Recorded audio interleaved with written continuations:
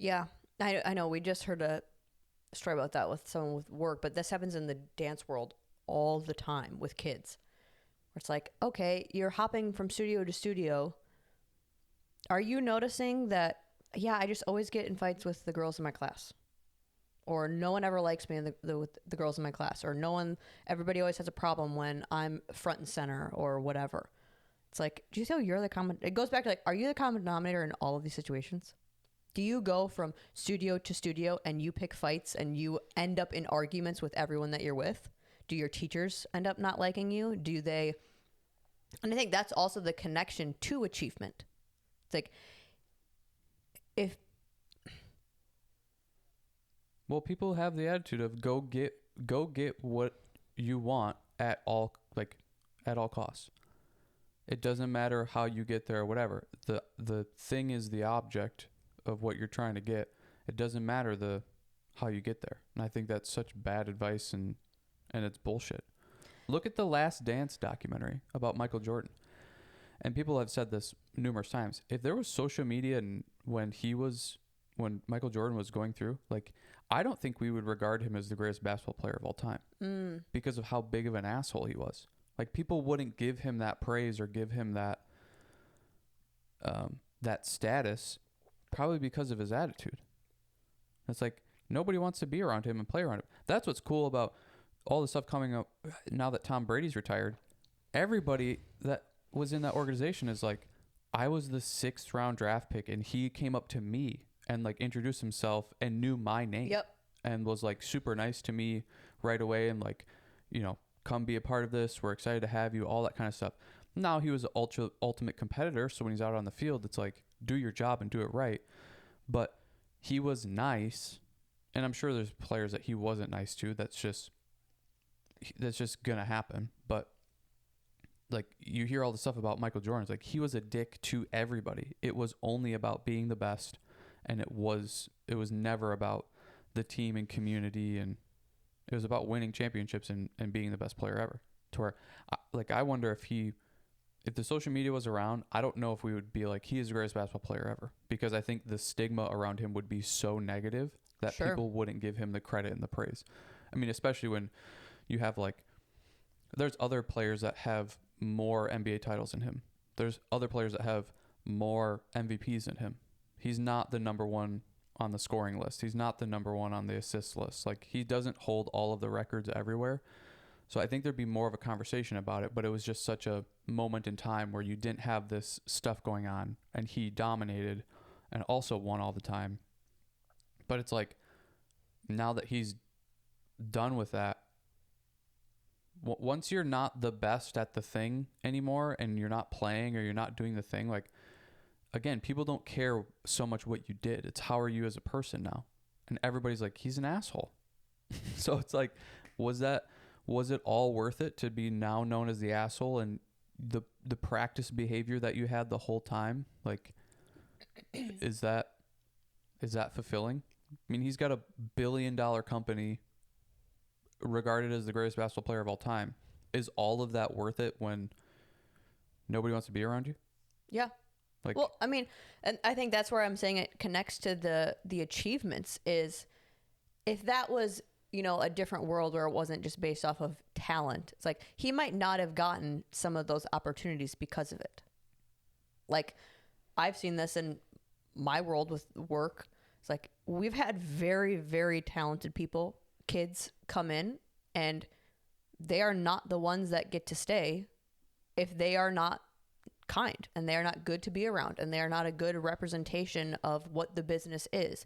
Even in class, it's like, I told them that in the middle of class, I choose who goes where in the dance based off of how you act in class. I don't do it based off of talent, because I don't want that to be promoted just as a teacher and in this room. I don't want you to think you can be an asshole or a brat and then you're talented. So, well, okay. And those kids will end up becoming more talented because they're going to be front and center. They are going to get more attention. They are going to be seen more. I'm probably going to give them more of my time because they're reciprocating that as a student. So those kids that were maybe not the talented one in the room, but they are kind and they work hard, they're going to end up surpassing the talented kids. Yeah. It's like, I think those things equal achievements a little bit more, where I think you have to tell your kids that. You have to analyze that for yourself of, am I someone that is always the problem with the people? Do I lose out people? Do I like let go of people pretty quickly? Do people not want to be around me in work situations? Am I the one that, oh yeah, people seem to always have a problem with me? Or these kids, like, you know, these kids, everyone always has a problem with you. No matter where you go, no matter what group of kids you're with, they always have a problem with you. You will now probably get less opportunities to achieve. Yeah. Well, because people don't want to give you they don't want to give you opportunities. Yeah. I think that's something that we talk about all the time is, what's the common denominator? Like this same situation has happened 3 times. Well, you're in that all 3 times. So why is this continuing to happen? Like, you're the common denominator. The situations are different each time. So it's you. Like, you're the one that has to figure out whatever's going on. It's not, well, this studio did this, and then this studio did that, and then the third studio is doing this. It's like, well, you're in it in every single one. So it's probably you're the problem, and you need to fix whatever's going on. It's not everything else around you all the time. Yeah. I think that's part of the problem is most people, they're not doing what you're doing. Most people are rewarding just the talent. Who's the best? Who's going to make my thing look the best? Or, you know, they may be the best person for the job because they have the credentials or they have the experience or whatever. And we're only rewarding that a lot of the time. And then, I don't know, things go awry, or the work environment isn't as good, or like the team isn't performing as well, or it's starting to fall apart because you've put the wrong people at the top.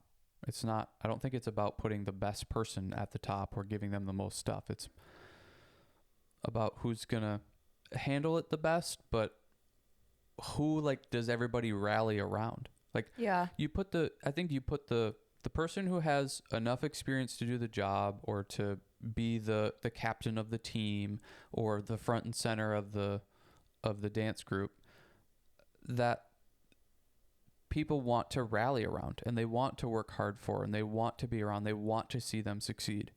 If you put just the talented person up in front, like, and they're not nice and they're mean or whatever, and sometimes you get the diamond in the rough of, like, they have the most talent and people want to rally around them, and then it's great. But that doesn't happen a lot of the time. To where now the whole team, they can't rally around this person that they don't like. They don't want to perform better for that. And most of the time they go like, well, they got front and center again.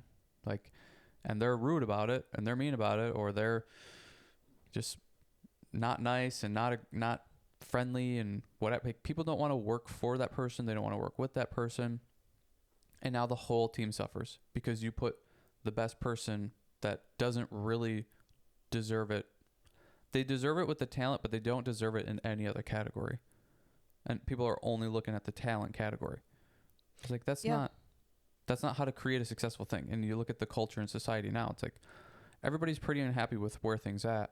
Well, it's because we continue to praise just talent and not, I mean, look at all these stupid reality TV shows. It's like, it's just all about getting attention and being the best at whatever that is. It's like, but that's not positive. That's not moving things forward in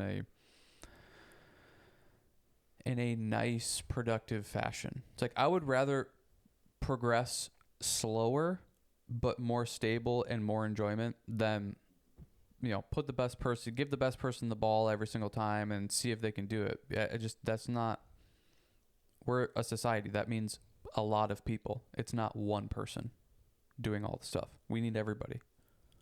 Yeah. Well, and that's something that I was told a lot growing up with dance, at least when it turned into more of the thinking about it from a business perspective, is we were always told, like, you have to be a full package. You can't just bring one element to the table, because what job, especially in that world, but any job, what job can you just be good at one thing?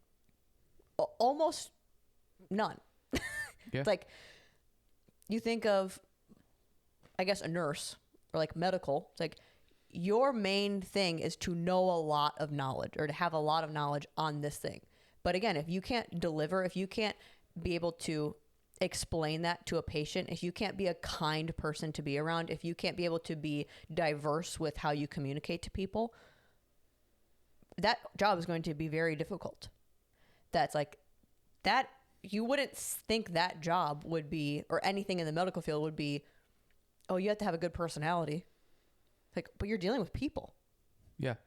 And I guess for my jobs or lines of work, which is so the opposite of everything on that side, yeah, I need to have the talent to maybe get me in the door.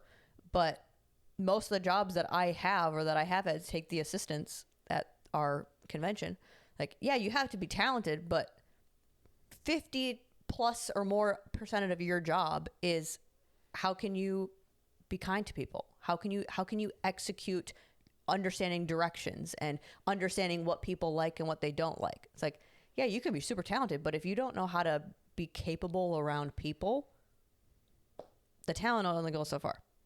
Like, that's a tiny % of your job.